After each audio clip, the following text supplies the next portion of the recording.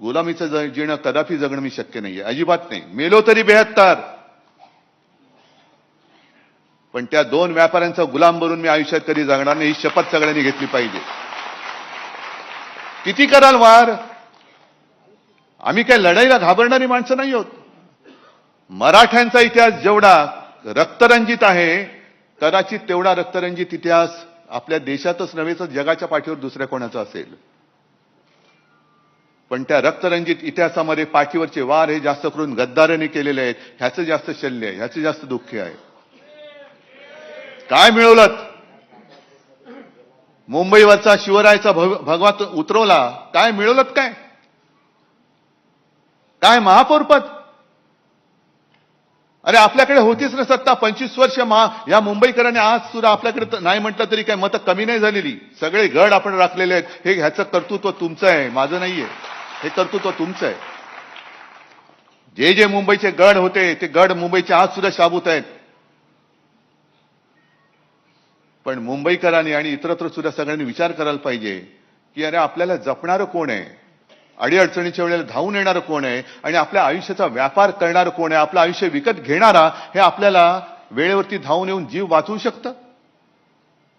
जीव वाचवणारं कोण आहे आणि आपल्या जीवाचा सौदा करणारं कोण आहे, हे सगळ्यांनी एकदा विचार करण्याची गोष्ट झालेली आहे. आपण लढतो, आपण लढणार. मी मध्ये एका आता या 2-4 सभांमध्ये मी म्हटलं, कदाचित ठाण्याच्या सभेत असेल, हे जे काय गद्दारी करणारे लोक आहेत ना, किती पैसे मिळाले त्यांना? 50 कोटी ना. मग मी जातो ना त्यांच्याबरोबर, किती मिळतील मला? पण मग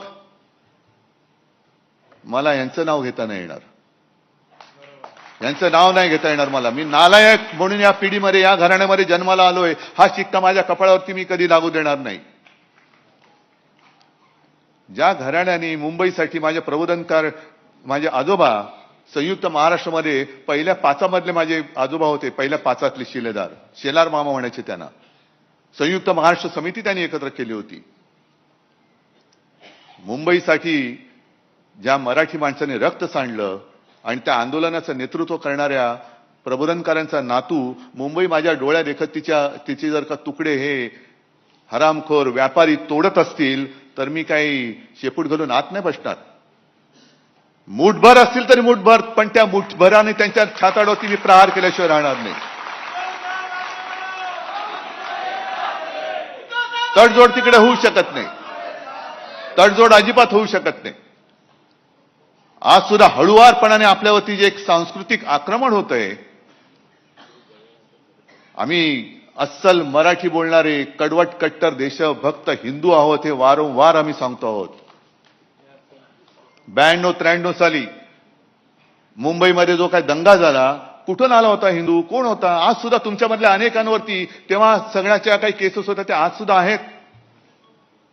श्रीकृष्ण अहवालाचा जो काय आयोगाचा जो अहवाल आला, तो अहवाल आपण म्हणजे मनोहर जोशी मुख्यमंत्री होते, केराच्या टोपलीत टाकला होता. वाजपेयींनी सांगितलं नाही कचरे में नहीं डालना, उसको वापस निकालो.